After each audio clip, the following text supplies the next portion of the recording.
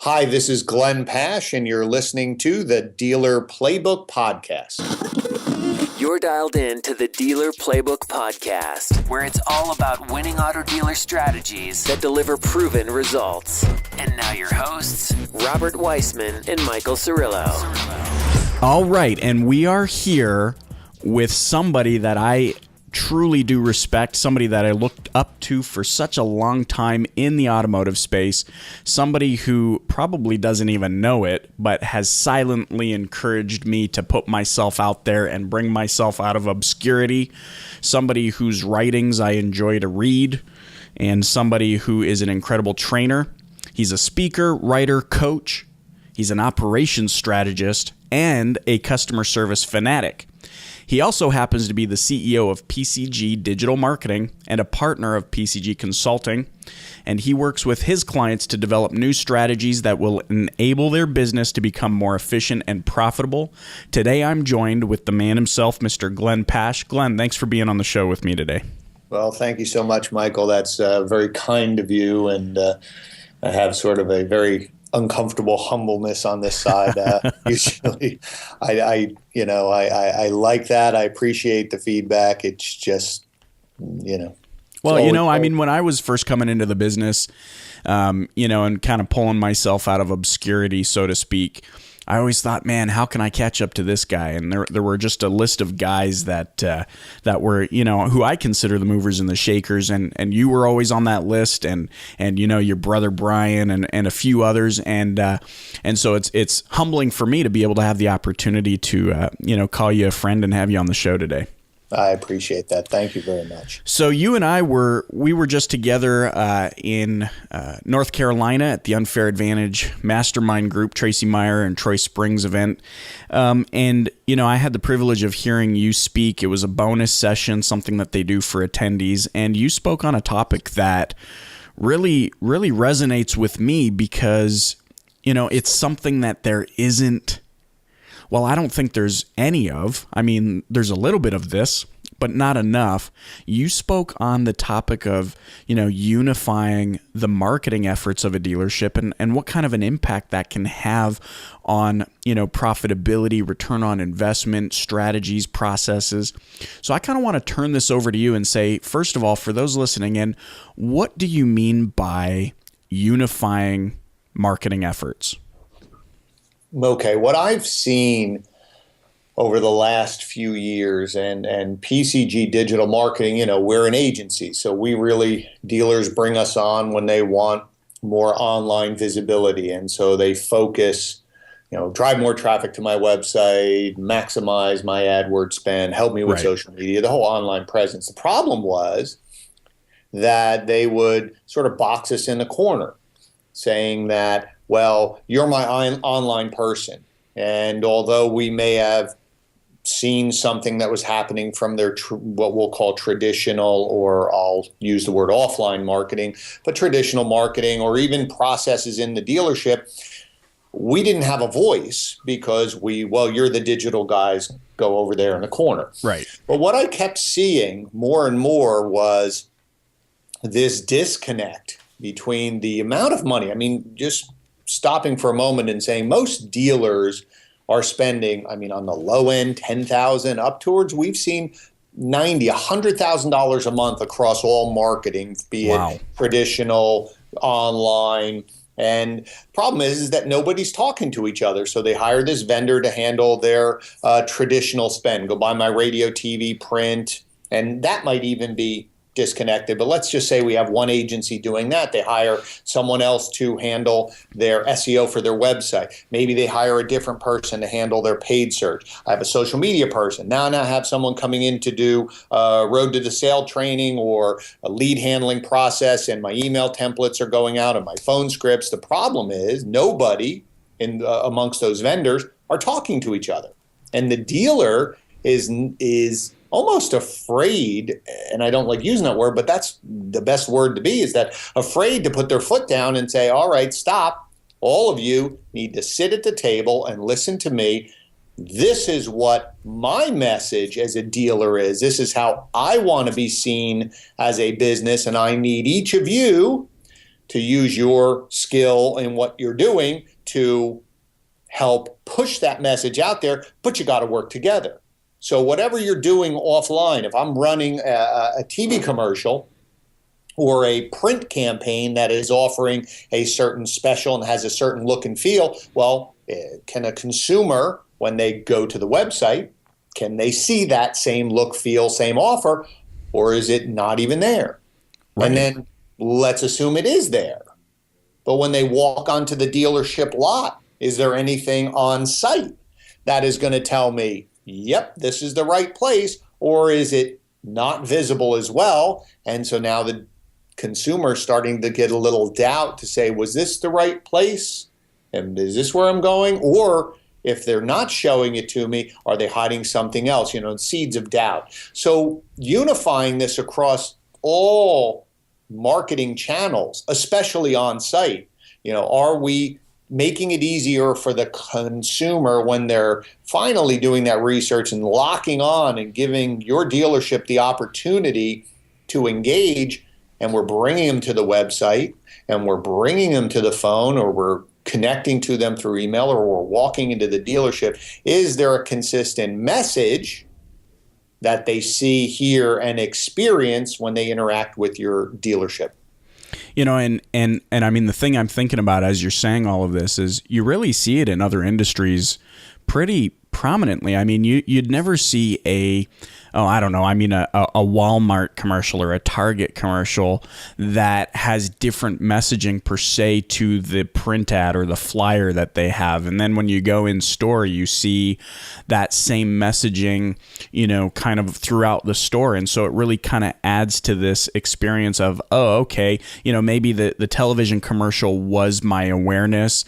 Then I saw it online and there was kind of the validation, and then I visit the store and the messaging is the same. This place is really dialed in.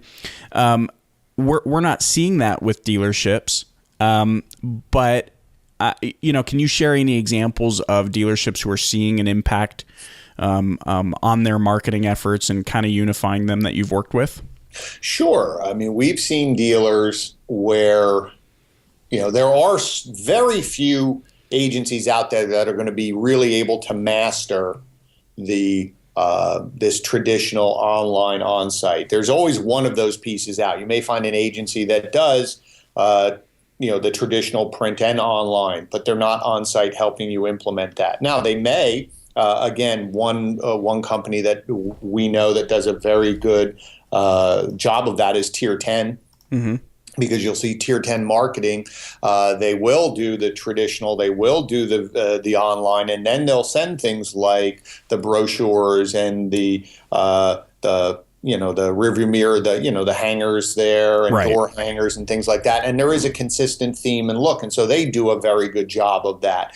And we've seen companies that understand that. It really comes down to the dealerships themselves, those ones who are willing to put their foot down and say, I'm paying you this money, but I'm driving the initiative. I'm driving the message. I'm driving the initiative. And you definitely see them because it's easy. They're usually the leaders in their areas or mm-hmm. top dealership groups. It's not hard to figure out who's doing it well because they're looking at every single aspect of the customer journey and saying, is my message of what experience I want them to receive, my customers to receive, are we executing it? So if my marketing message is X, well, when they interact on the phone, are the actions of the people talking on the phone, is the script right. supplying the right marketing message? When they interact in the email, are we thinking about how we're communicating, and is the email and our responses supporting that marketing message? Or on site, most people think, well, it's advertising. And I think this is where the disconnect for automotive, to your point, we don't see it. We're seeing it starting to blossom a little, but this is what I'm focusing on this year, is that, it used to be traditional advertising. You show up onto the dealership lot, mm-hmm. and most of the time it had that similar feel to the point because people were bringing in their magazine article or the newspaper and they had it in their hand and they're like, okay, the sign out there has the same pricing, okay, I'm in the right place. Sure.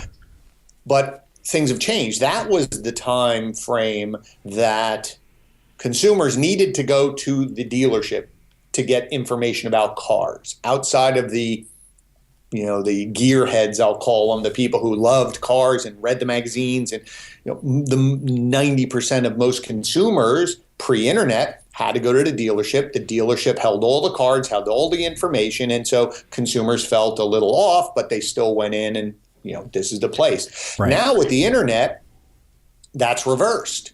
And the consumers have all the information. And so they're the ones who are comfortable now. And dealers really need customers to come in. They need it. It's now very competitive. So it's in order for that marketing message to flow through that we're pushing out, that we're used to, that traditional marketing that we've always done. Well, is it replicated on the internet? And I think that events like Tracy and Troy's event and Digital Marketing Strategies Conference or Driving Sales or the Digital Dealers, they're out there pushing education for dealers to say, don't be afraid of online. It's the same thing that you did before or that you still do in terms of marketing your message. You just have a different channel. Mm-hmm. And so if they just flow through and say, okay, let me just take my ad or take my video or my commercial and put it on my website. And how do I do that? And then can it be playing in when people walk in? I think that's a simple flow. It retains customers. It's too competitive out there that by the time someone's engaging with you, you're still on the list. So they've done their research. I have to hold them. So my marketing message better support it. My offers better be transparent, the same thing they found online or in my traditional media. When they walk on site, it better be the same thing, or people's patience level is very thin. They're often running down to the next place. Yeah. And you don't want to confuse your customers. When you look at, especially, I have dealers that I talk to and they say, man, we need to get more website traffic. And when we look into it and they say, oh, we're getting between whatever it is, 5,000 or 10,000 unique visits a month. And I go, hold on a second. I think you and I were talking about this a little bit. It's not let's get more. It's how do we leverage better the traffic that's already coming to our website. And I feel like if we did unify the marketing efforts of that dealership so that across multiple touch points, the consumer is getting the same message, it's going to help validate for them that they are in the right place, or it's going to help them further their purchase decision. I agree. I think the knee-jerk reaction for a lot of businesses, we work also outside of automotive, but probably about 85, 90% of our business is automotive. So we understand that. The knee-jerk reaction of dealers is, I need more leads. I need more leads. I need more leads. I need more leads. And we say, well, what are you doing with the people who are already here? If you're happy with, if the national average of just straight internet leads, and the average is dealers are converting 7 to 9%. And so if you think about it, round it off, that means 9 out of every 10 people who submit a lead to you, you don't sell. And that's somewhat acceptable. Like, okay, well, let's get to 15% or let's even get to 20%. So it's acceptable that 8%, 8 out of 10 people are not buying from me. So is there something that's confusing? Are we making it difficult? Are our websites user-friendly? And I think my brother Brian brought this up one time at a session and said dealers have to start thinking about two things. One, you're running a multi-million-dollar business. This isn't a mom and pop, multi-million-dollar business. But you have to start thinking about you are an e-commerce business now. You have to shift the mentality of you are e-commerce. If you think about Target, to your earlier example, if you ask them, they'll tell you we're an e-commerce business. Now, we happen to have stores, but we're an e-commerce business. We have to think that way because everybody now is shopping. Their first impulse is pick up my iPad, my phone, whatever tool I have, computer, and let me do research before I get my butt up off of the couch. Dealerships used to think that they were different, and now they're starting to wake up to say, we're not different. Cars are no different now. People research. They sit on the couch until you give them a compelling reason to reach out and contact them. And if your site is difficult to maneuver, you're out. If your vehicle detail pages don't give enough information, not even just basic information, if you're not giving, information plus reviews, plus I like watching videos, so give me some videos. Hey, help me answer my questions so I'm better prepared. If you're not willing to give that information out, you're off the list and you're not selling, and then you're not even going to be selling the 1 out of 10 to engage you. And to your point, the easier, if dealers start thinking that my website is an information portal, it's an e-commerce information portal, and I want to give as much information to the people versus hold it back, you will start engaging. And then you're right. How are my people interacting on the phones? What are they doing in terms of follow-up, in terms of email? And then are they even following up, or do they stop following up because, you know what? Hey, if I sell my 5 to 8 to 10 cars, I'm good. Instead of, well, you should be selling 15, or if I'm selling 100, I really should be, with the leads that I'm getting, let alone, as you said, more leads. The leads I'm getting, I should be selling 150, 200, but well, we've always done 100, and if we get to 105, I'm happy. So I think the unifying the marketing message will give you more retention, meaning more people will stay on your site because you're making it easier and engaging, and then phone calls should increase, and walk-in traffic should increase, and your website should do what it does, but they like you. Right. Because, as you said earlier, you've made it easy. I saw your great commercial. I found the website. There's no distractions. This is the right place. I call people. You're giving me information. They're acting exactly the same way that you're pushing out, that you do take care of people and you give them information. They're doing that. And then when I walk on site, I'm getting a great experience. I want to do business with you because you make it easy. Yes. Okay, so let me ask you this, just to kind of wind it down here. What is and I think you might have already answered this, but what's the first thing that, I'm assuming this is the dealer's responsibility to get this unification effort underway. What's the first thing that they need to do? I think, well, that's a little bit loaded. Two roads to go down there. Okay. One is if you are a dealer that is going to do this, meaning that if you're the dealer principal and you're saying, listen, I'm owning this. Now, there are some dealer principals who empower their team to do it, and that's fine. Well, then somebody has to own the message, and then contact your vendors to basically say, we're having a call. And everybody's getting on the phone, and I'm going to go over the message, but I'm expecting my people who are doing SEO, if I have another person doing SEM, you guys need to talk, and you have to share so that you're not pulling at each other and trying to cut each other down in order to keep business. Again, you have to find the right vendor mix. If you're not capable of that, or you don't feel that you're objective enough, and that's okay, then you have to find really a trusted advisor. We're finding people calling us up and just say, I want access to your team. I don't want any more services from you. I don't want any more. I got enough services. I have enough vendors. I just need help. I need somebody who's outside of the dealership, not in the day-to-day grind of this, who can focus on, what am I saying? Is it can you audit? Can you go check all these things? Will you be willing to get on the phone with the vendors? Can you help me tell me if the vendors are doing a good job and are really supporting me, or are they just handing me a line of, crap, basically, and saying, okay, here's your report. Call me if you have questions. So If you can't do it yourself, find that trusted advisor and get them at your table every month until they teach you how to do it. Or if you're willing to do it, you just basically tell. And if vendors don't want to do this, if vendors are like, no, I'm not going because I don't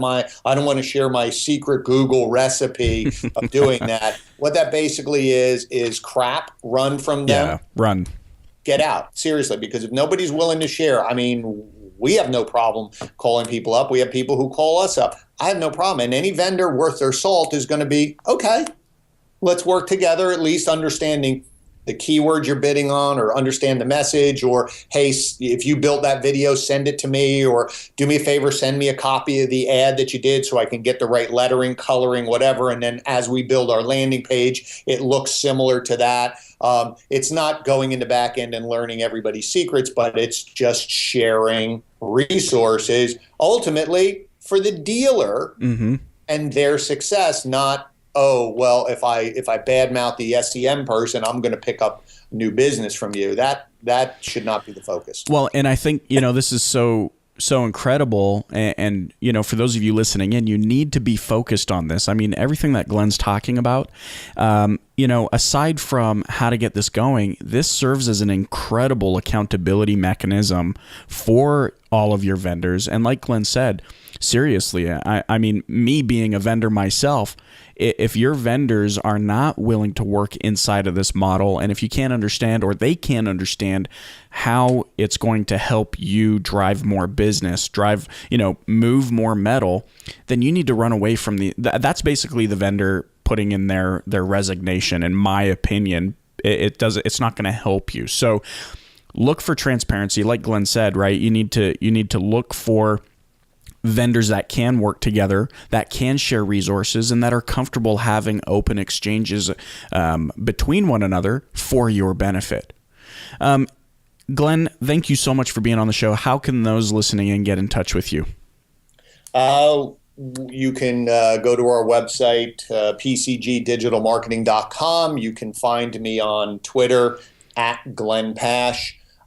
You can call our office, 732-450-8200. It's not hard to find me on social. I always reach out. Anybody who reaches out to me, be more than willing to answer questions. As I always say, you don't have to be a client to chat. I love helping dealers. I love answering questions. Anything I can do and to help you get better, just please reach out.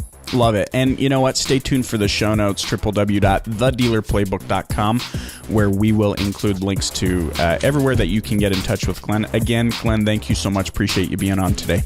Oh, Michael, thank you so much. Awesome. Thank you.